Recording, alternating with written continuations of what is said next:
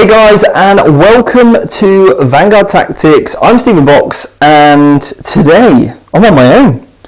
I do not have any Joe Coles with me today, so it is me, but that's fine because I've got a great show lined up for you today. And in today's show, we're going to be talking all things how to prepare for your first ever Warhammer 40k tournament. Now, this was a suggestion brought forward by Brian, one of our Vanguard Tactics tacticians, and I thought this was an absolutely great topic to cover today.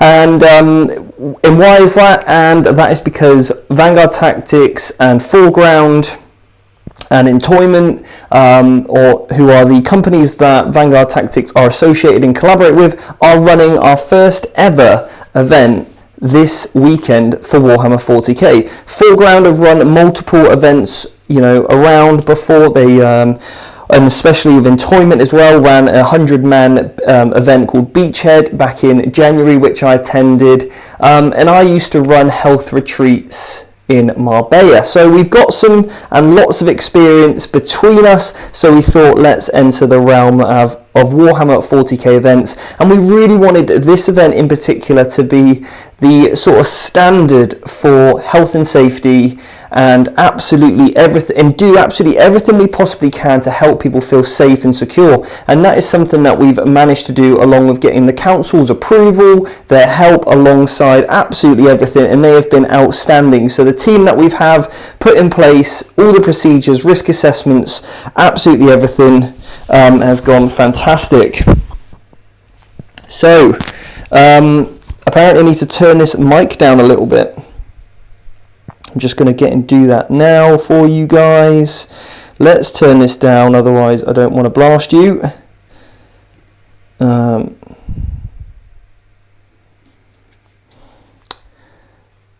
Hopefully, let me know on that volume check, guys, if that's better. Hopefully that should be a little bit better now. I'm not sure why it's lagging really badly.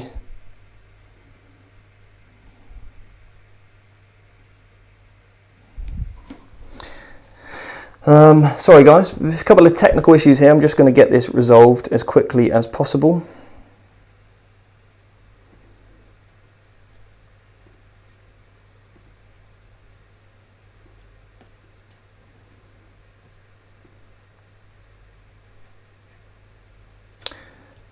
So guys, let me know if that is any better. I really apologise when this happens. Right, what is going on? Guys, if you can let me know on that microphone. Mic is killing me. I'm not sure why. What about now, Brian? Let me take this off. Not sure why that's so loud.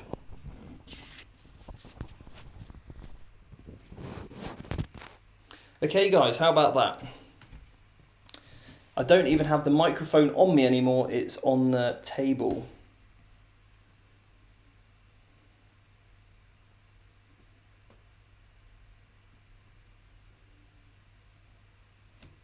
Okay guys, let me know in the chat, is that a better volume, and have I started lagging?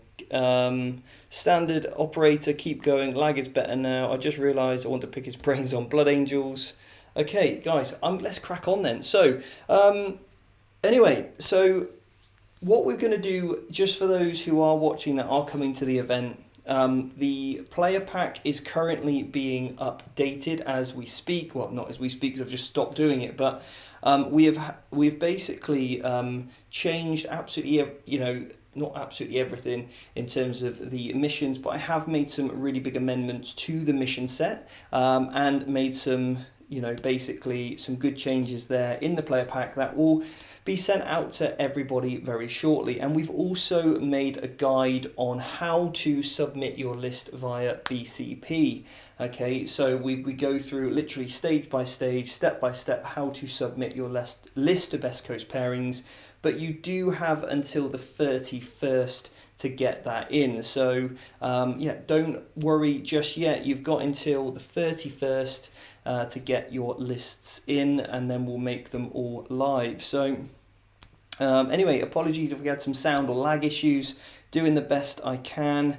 Brian, I'm doing my very best here. I really am. There's a touch of Renaissance on the mic, a bit too quiet now. I'm not really sure what is going on with this then.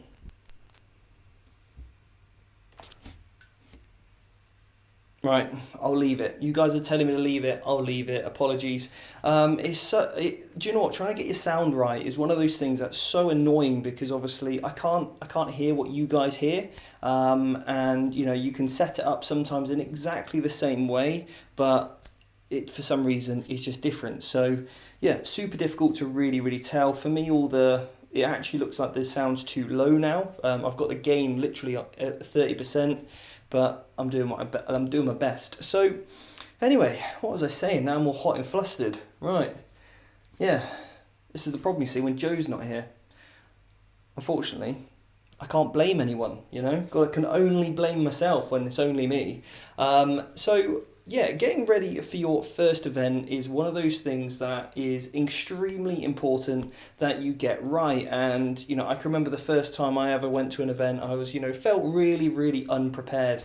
I wasn't sure what I needed to do, what my list needed to look like, the painting standards, what sort of terrain I'd be playing on.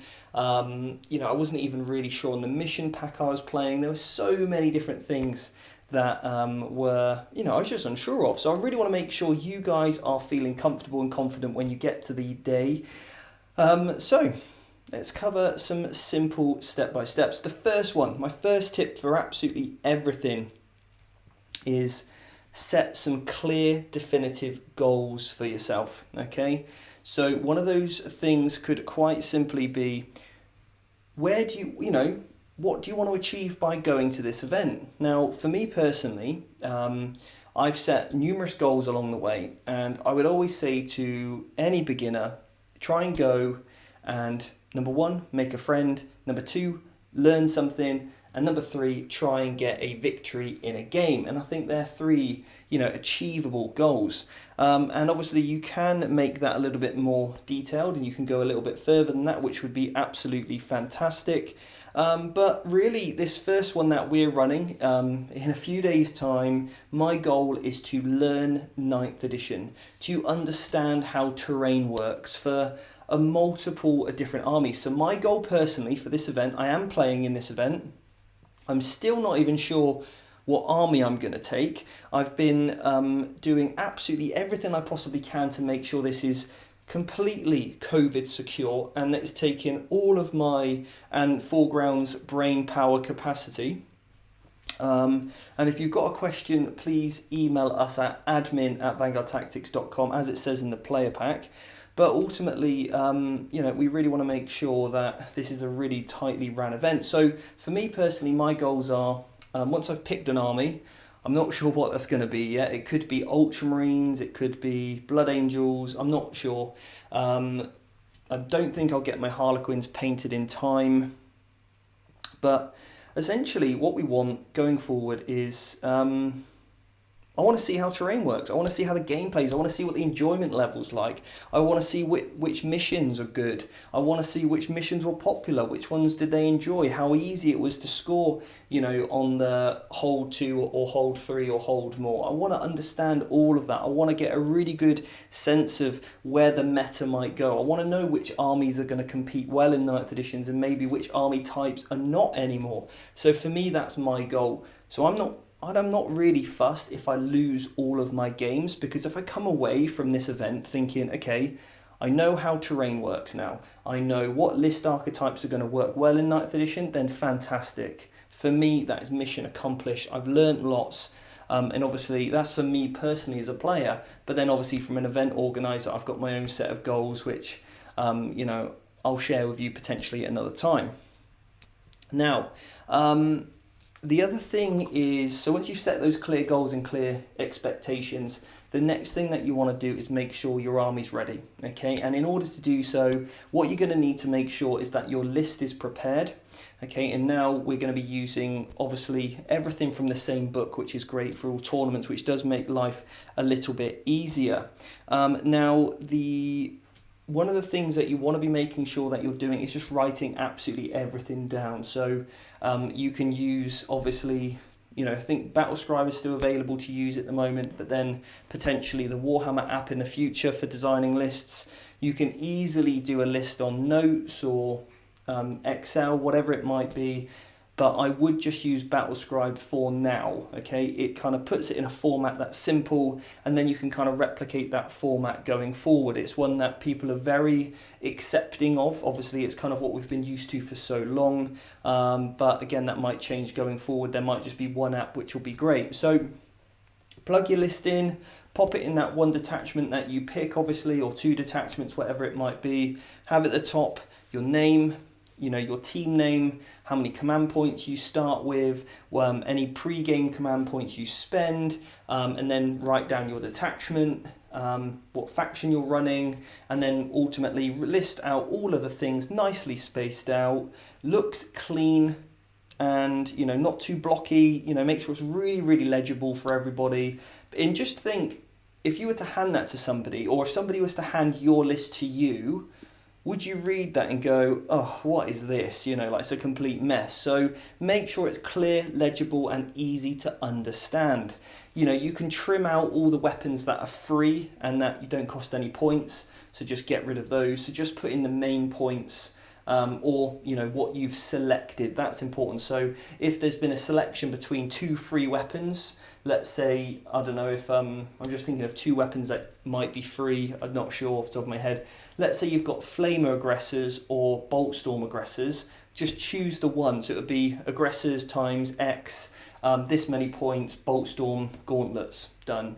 Okay, you wouldn't need to list that they get a frag grenade or whatever, or a crack grenade. Don't worry about that kind of stuff. Don't worry about putting a bolt pistol on something.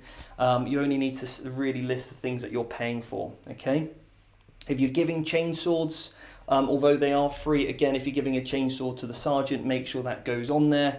You also want to make sure then you've listed who your warlord is, nice big and bold, and then what warlord trait you're taking, same with the relic, nice big and bold, and then any other sort of stratagems that you're going to be using. So it could be taking an extra warlord trait, taking an extra relic. Write those at the top of your army roster, and then just highlight on who they are going to be going on. Okay, so just keep it simple. And then with your powers, psychic powers, just write those out underneath the psyker. So you could have Chief Librarian Tigerius or Tigorus, however you like to say it. Okay, each to their own. Write down their powers that you've chosen to go with. Same with Litanies of Hate, for example, for chaplains or whatever it might be. So that's your army list. You get that submitted onto BCP. Now again, in the player pack, which will also be updated on our event, and if you want to search for our event, all you need to do is head over to Eventbrite, search for Vanguard Tactics Grand Series, and you'll find the event pack, which will be updated as soon as I get off this tonight. I'll be spending probably the next hour doing that, getting that online for you guys to have a look at, so you can see the process that goes through. Okay, so that will be it's quite simple step-by-step guide on how to use BCP and how to upload your list. And then what you'll need to do is get that in by normally there's a deadline for an event. Mine is going to be the 31st because obviously I wanted to give people as much time as possible. I also will be running all the new FAQs that come out between now and then. Okay, we're going to run it exactly how it needs to be intended, and there are going to be some problems, guys. It's not going to be bulletproof. There's going to be stuff I'm going to have to make a judgment call on, but we've already had loads of people email in with great questions about their army, or they've noticed certain things and they want some clarification on how I'm going to rule it before the event. That's absolutely fantastic. And if you've got a question, make sure you email admin@vanguardtactics.com and we'll be happy to get back to you on that. Okay, so then what you've got is Tom's here. Do you think it's worth printing off multiple Battlescribe lists to hand to your opponents? No. Normally it's fine, but with COVID restrictions, it's a no from me. Okay, we don't really want you passing things around. Okay, quite simply, when it's on BCP, your opponent will just be able to look at your list on there. So make sure it's clear and eligible on BCP. And if it's not clear and eligible, then that's on you. Okay, so just make sure that you are uploading it in a clear, legible format for everybody to read on their smartphone. Okay, so don't use tiny text. Make sure it's a good, clear, concise format that people can read and understand. Okay. Now, so that's your list. Then when we go to painting standards, again, just make sure for this event, you're following our guidelines, and each event might be slightly different. So I've just said for this one, keep it simple, make an effort, 3 colours is a minimum. I don't mean 3 dots, like, it could be a spray can colour, it could be a wash, could be a couple of bits of details here and there, some guns painted, and just paint the bases. Okay, it can just be painted for this event. We will be pushing painting standards as we go ahead, but this is the first one. We only got our points literally 5 days ago, so I'm not expecting people to have a fully fledged painted perfect army yet, but that's where we're going to set that battle ready points. Okay, so make sure you've got that army up together. Then normally what I would say is pack your bag, make sure you've got dice tray, combat gauges just like this one. Make your life really quick and easy at the tabletop. A chess clock if you've got one, a whiteboard pen, an army tray. Trays are really important, by the way, just to really help you ensure that you've got, when you're removing those models, I don't know if I've got one of my VT ones here, but when you're removing your models, you don't want to put them in the foam, you want to just put them on a tray and then you can take that to your next table, okay? Now, we're actually providing dice and limited edition combat gauges. This actually says what event you're attending on here. We're also providing objective markers, but all those things I would typically say take to your, make sure it's in your bag, okay? We're providing it for you because of COVID restrictions, and we want to make sure that all the kit is as clean and sanitized as possible before it even arrives in your hands, okay?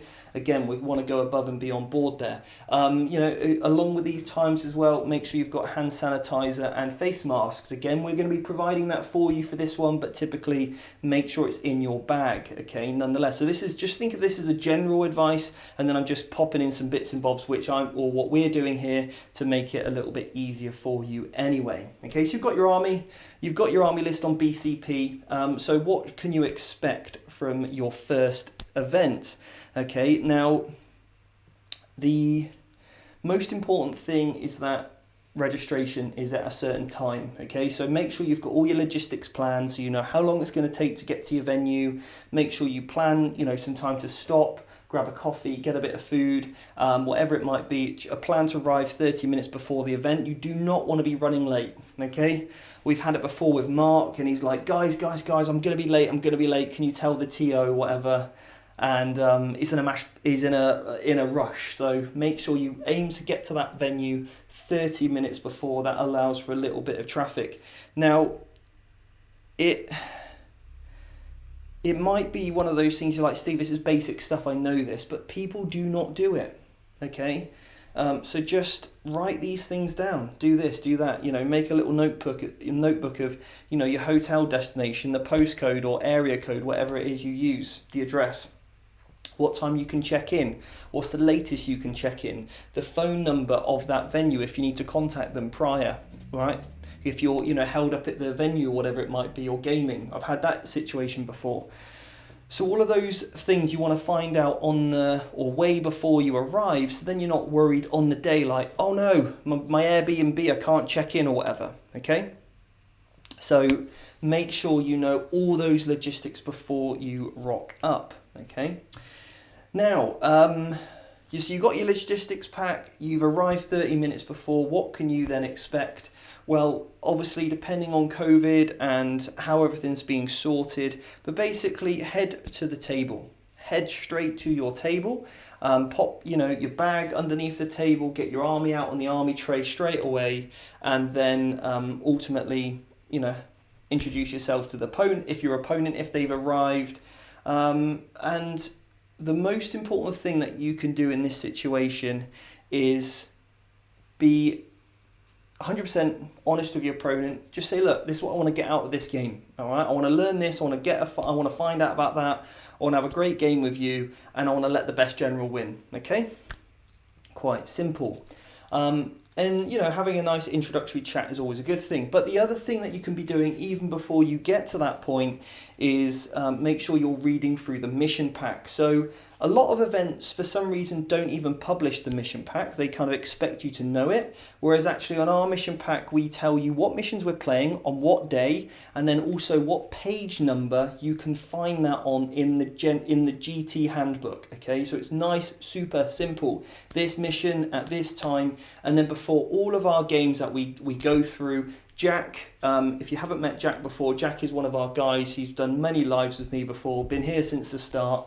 We'll be doing a quick run through of the mission, okay, and then also the deployment and also the secondary for that. So a quick, short, sharp introduction of that mission, and then what we're going to do then is start to make sure then people are, you know, getting about their games in a timely manner.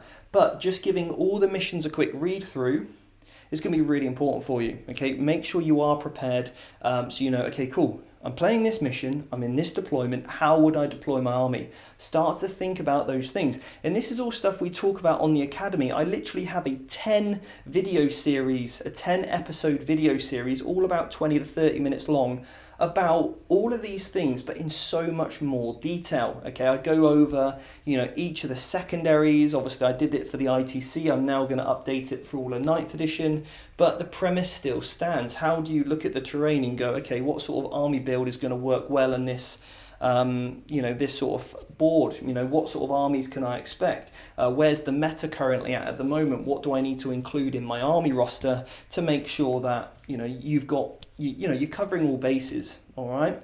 And it was really interesting the other day, just on that, I kind of saw a debate happen, and it was in one of the Facebook groups, and somebody posted meta, like, and then it was kind of like meta, and then it was, I thought this game was meant to be fun.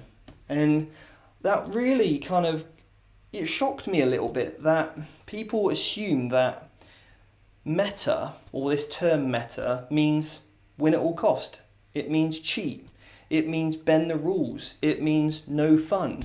And that couldn't be further from the truth. And I'm actually going to do a video on what the term meta actually means. And if you're interested in, you know, watching that video, give this video a like, and then just give me a comment to say, yeah, I'm interested in that. And I'll do a full debrief on the term meta, competitive play, what it actually means, because my feelings are, like, I sometimes joke with Joe about, you know, he can be a bit more on the narrative or fluffier side of the game, which is cool, right? That's me and Joe banter about that because we know we're talking on a competitive channel. We like to play competitively amongst competitive other people, and that's cool. But I do not berate people or have a go at people that want to play narratively with other narrative players. Okay, because it's each to their own, and you know, I support all ways to play the game. And I made the point that meta simply, you know, kind of stands for what's more efficient, okay? And the more narrative players, I bet you, are probably not playing the traditional firstborn tactical marines with a rocket launcher in their squad, with a flamer in their squad, with a plasma pistol in their squad. Why? Because they've realized it's not that efficient. So they're using, you know, they're using Primaris intercessors where they've all got the same guns. All right. Now that is meta. Okay. They've understood, whether it's sort of unconsciously or subliminally, sort of, they now know that what they were doing before isn't efficient, and they've gone for this slightly more efficient route. But that doesn't mean it's bad, it doesn't mean it's wrong, it doesn't mean it's right, it's just different. But that is where meta has influenced their decision. So I'm going to do a full video on that at some point, because I really want to break the stereotype that competitive players try and win at all costs, you know, and that's all they're about. It's really not like that whatsoever, okay? But having an appreciation of the meta is really important for when you're doing your army building, okay? And at the moment, we just do not know where that is. Some people saying Custodes are going to be great. Other people saying Marines are going to be top-notch. You know, and then there's so many theories out there as to what it's going to be, but nobody really knows at the moment. Yet this will be one of the first ever events to kind of shape the way of some indication, and it's only going to be a very light indication, okay? Now, what was I going to say? So when you get, by the way, I'll start to take any questions now before I go into what you can kind of expect, you know, on the day. So hopefully you've got a good idea of what you need to bring. Make sure you've also got some super glue and obviously all of your models all packed up as nice as you can. And I would also make sure you've got plenty of, you know, provisions for you. So obviously at this event, we've actually got a cafe downstairs. They're selling water, coffee, hot drinks, you know, like packaged food and stuff, takeaway food, which is fine. But you know, if you don't want to wait in the queue potentially, because there might be one, make sure you know where the local shops are. And obviously on our player pack, I've actually put where the local shops are, so that's easy for you. But a lot of events don't do that. They don't go the extra mile and show you where everything is. So make sure you're taking your own provisions, okay? Make sure you've got plenty of hydration, you know, a bottle of water at the table, for example, okay? So, what have we got here? Let's have a little quick question. Do you think it's worth... Oh, I've already spoke about the About Scribe lists.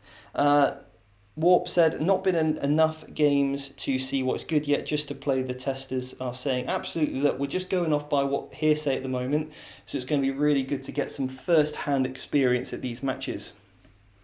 Tubula says, mate, I'm loving your videos. Please keep up the good work. I can't wait for the Academy to start off. Yeah, the Academy is going to be kicking off once again with all new content as of next week when I get back. We've just finished the Learn to Play series. We've had about 1,700 people sign up for that free course in the last 10 days. The feedback on that free course is absolutely phenomenal. It's really blown me away with the kind words people have said about that, and all the things that people, you know, have said about the course, what they're learning from it, and that's completely for free, as I said before. It's a one-off, standalone course, okay? You get free access to the membership site. It's on a different platform to the Academy, but it is one of the core routes that you could take. So like go through that, and if you feel like there's lots more to learn, then obviously you can, you know, sign up for the Academy on a different link and everything, but it is not connected in terms of payments or anything. It is completely for free. So if you want the link to that, it's below. You just pop your email address in and you get signed up. It is that simple. There's no catches, no hidden costs or anything. It's free. Take it or leave it. But yeah, the feedback so far has been fantastic. And also there is a quiz at the end. If you complete the quiz and you watch all the videos, then you 10 times your chance of winning that huge giveaway that I posted up on Saturday. Okay, so if you want to be for a chance to win for that, then all you need to do is subscribe, like this video, comment on that other video as well that I posted. Go and find it, and then find that link to sign up for the course. And if you've already signed up to the course and you're already subscribed, then you've already pretty much entered, so don't worry about that. Now, what have we got next? Tom said, playing competitive 40k is just same as playing competitive in any other sport. You don't see competitive tennis players throwing their rackets at each other. No, you know, if there's a pro at your club, ask some questions, find out how to get better at tennis. Don't throw your racket at him trying to say he's winning at all costs just because he's a professional. Yeah? You wouldn't, and then the pro player doesn't throw his racket down at the 15-year-old lad who's just picked up the racket for the first time. Okay? He wouldn't do that. He wouldn't say, oh, you're awful at the game, you shouldn't play this. No, it's not how it works. He goes over and helps like a coach would. And that's exactly why I wanted to start up the Academy. I wanted to share with people what I've learned. I've been coaching now since the age of 15. I'm 32 now, and literally I had my first ever job as a coach. And at the age of 16, I volunteered. At the age of 15, age of 16, I had my first job. I was coaching volleyball. I then used to work for the national governing body of volleyball, where I was coaching teachers how to coach volleyball. I was involved in coaching the Great British Juniors for beach volleyball, and I've basically been coaching ever since. I just went to then coach athletes for physique sports like bodybuilding, bikini contests, fitness model. I've worked with actors, I've worked with singers. I've had a really extensive career in coaching and also teaching. I was really lucky enough to go over and work with the Hollyoaks crew when they went on tour and did loads of shoots abroad to make sure I was making sure that their guys were looking as best as they possibly can before the screen. Also had a little cameo. There we go. Claim to fame, look. But coaching's one of those things that you want to make sure, I'm trying to encourage anyway. And again, I want to break that mold of what competitive play is all about. Now, obviously, as you know, I am going to be refereeing this event and I'll be taking 0 attitude at the event. That's it. So if you have a problem, you come and tell me and you say, Steve, I got this rule interaction. We can't agree on a resolution. Can you come do that for us? I would be happy to help. So that's one of those most important things. There are going to be lots of rules disputes. So the first thing you do is you go, cool, I appreciate your opinion and I thank you for sharing that with me. Let's open the rule book and let's see what it says. You read it, and I suggest in this event, because of COVID, you tell your opponent what page you're looking at, what section you're looking at, so they can also read as well. And then you can go, okay, cool, I understand it like this. They might understand it like that. If you still can't decide on a thing, come and get a TO. It's that simple. Let's just go get a TO and check. Let's be sure we're playing this correctly. That's all you need to say. That is the best line ever, because nobody can disagree with that. Nobody can say, actually, I don't want to know what the best way to rule play this is because I just want to play what works for me. Nobody's going to say that, all right? Everyone will agree, yeah, cool, let's get the right decision. They'll come and find me or another TO and we will make a decision on the day. Now, that might not actually be the correct decision as GW want it to be, but we're going to make the best opportunity or that we're going to make the best decision possible based on the information that we have and making sure that it is fair for both players, okay? Tom said, any tips for playing fast? 2.5 hours is shorter than my usual games would take. So we are going to help people make sure you're up to speed with the mission. As soon as you get to that table, you start to get those objectives down on the table, okay, and you get going. I will give you time to set aside to pick your secondaries, so that is done fairly, and then I'll tell you when your deployment starts. Now, if we get registered on time, if people turn up to this event early, we get people through the door early, we can start the round early. Okay, I have got no problem with extending the round time if we get in, we're efficient through the COVID process of registration and we get it done. If we can get through the briefing quickly, then fantastic, we can move on and get playing games, and hopefully we can even have 2.5, like a 3-hour round, okay?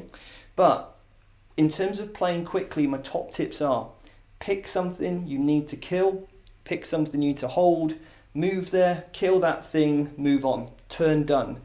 Just because you have a unit doesn't mean you have to move it, doesn't mean you have to shoot it, so again, you're better off going, okay, I'm going to do less early on and do more later on, rather than the other way around, trying to do everything turn 1, clocking out at turn 3, and then you can't place turns 4 and 5. Because if your opponent clocks out, then you can just carry on playing. You can play out all your turns completely fine, okay? Chris has said, is the tournament going to be streamed? Unfortunately not, we can't because of COVID. Giving people microphones, getting them to share it would not be safe during this time, so we're not going to be streaming this event. It also meant that we'd need 2 other people to commentate and look after the stream, which would take the numbers beyond what we would be able to hold at the venue. And again, we're not doing it for safety reasons. But in the future, when those restrictions relax, we can definitely start streaming events. And I've got some really good, I've just had a whole streaming kit provided, which is ready to go. So loads of good stuff to come in the future. Zach's going to get signed up. Zach, it'd be great to have you on the Academy and really start to help you get your game to that next level. Brian said 2.5 hours will probably be more than enough time to have a game come to a natural conclusion. I agree. You know, pretty much by turn 4, you should know what's going on, and then you can just talk sensibly through turn 5, or you can come and ask me and I can help you with that. Brett said, I haven't been able to access the how to play 9th content, followed the link, logged in, and all the modules show is coming soon for me and I'm missing something. Brett, if you've emailed me and I haven't got back to you yet, you're about one of 5 people, but we've just because this event has been happening, I took a couple of days off in Joe, unfortunately had to go home sick, so you know, I've been running a man down along with being away, so I will try and get back to you as much as I can. If you haven't emailed me, then please do. Stephen@vanguardtactics.com, and I'll check why that is happening. You might need to refresh your app. Okay, so refresh your login. Log out, log back in, and it should be showing. On the first day when it was released, it was set to release a little bit later than first thing in the morning on that launch day, and a lot of people had that issue, but as soon as they reset their software, it was completely fine. So everything should be, there ready for you. Brian said, just send me a message and I'll make a ruling for you. Kenny said, not a 9th edition problem, but the Avatar of Cain is 2 models for the same profile, one on a 44mm base and other on a 60, which is allowed at tournaments either.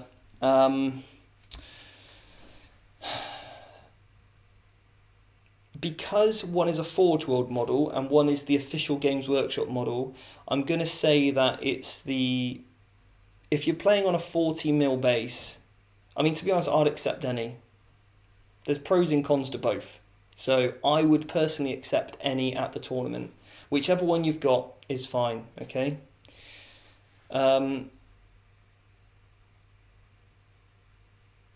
JW said, that's a shame since I've had a issue with competitive 40k streams for a while now, since feedback is critical. Currently, they are very hard to follow as a viewer. Yeah, I absolutely agree, which is why we were going to have 2 dedicated commentators to literally commentate the entire rounds for you, but we just can't do it because of safety. So I hope you guys understand. Yeah, so Vlog said, is it too late to sign up for the weekend? All tickets are gone, but if you email me email me Stephen@vanguardtactics.com and I can get you on the waiting list. There is a waiting list at the moment, so do email me, and if a place comes available, I'll email out on that list straight away, and it'll be first come, first serve who gets that last place, okay? Right, so yeah, I think that's all the questions. Hopefully you've got a good idea of what you need to prepare. And again, I've got that entire event prep module on the Academy where we go over to this stuff in so much more detail. Honestly, we really, really do. And if you want to see the standard of the new Academy format that we're going to be rolling out as of August, then you can just check out that Learn to Play free series to see what it's all about. But anyway, guys, I really hope I've given you some good valuable information you can start to put in place, and yeah, I'm just going to answer one last question. How do you feel about being the first guys to run a tournament? Do you think there is extra pressure to get the first one right? Absolutely, but we wanted the pressure. Honestly, we've put together the most professional team we possibly could in order to make this happen. And we had a really good conversation with Pool Council today where we're running the event. And they said to us, look, I think with everything that we've got planned, the risk assessment, the player pack, the code of conduct, absolutely everything of, all the PPE things, the social distancing measures, the track and trace, the registration process that we've got, then they have said that actually our event is going to be a guide for best practice. So there is a lot of pressure, and I'll tell you what, guys, it has caused me a lot of stress. It has been exhausting for me and the other guys here. We've had, it has been, you know, I'm sure I can go into some more detail after the event, but yeah, it's been really, really difficult for us, but we've done it. I'm really, really pleased about that, and we're really excited about having not only the support from the local council, the support from the players, all the companies involved, because ultimately this is going to be the sort of flagship that helps competitive gaming in the UK get off on the right foot. But I tell you what, if I didn't have the team around me here, I would not be running events. I would not be running events, because the amount of work that's had to go into run this event. You cannot just run an event on a whim without getting the support from your local council and authorities, going to the measures of getting PPE. You know, we're giving away or giving everybody dice trays, objective markers, measures, absolutely everything to make sure this is watertight. And we did everything we possibly could, and there were still more things that the council said, we'd love you to do this, if you could add that in, blah, blah, blah, blah. And we're working with them all the time to make sure this event is super safe and super secure. So on one hand, there's a lot of pressure, but on the other hand as well, it needed to happen because somebody had to, pave the way to get competitive gaming back on track, and doing it in the right way, which is exactly what Vanguard Tactics is all about. It's exactly why I wanted to be involved in these series of events, and ultimately, call it the Vanguard Tactics Grand Series, because we want to be more than just players. Yeah, we want to lead things in the right way, whether that's with coaching, with sportsmanship, with fair play, with running events, with safety, with health and mindset, for all this kind of stuff throughout the hobby that it gives us. That's kind of why I wanted to be involved, and I want to push this forward. So hopefully it all goes well. Anyway, guys, people have asked for an analysis of the placings. I will try and do that next week on next week's live show. So that will probably be Monday if I've got the energy. Then that will be back on Monday at 6 o'clock to do that live with you guys, and it can be a roundup, all that good stuff. Right, guys. I'll see you on another video. Remember, sign up for that Learn to Play course in the link below, and I'll see you soon.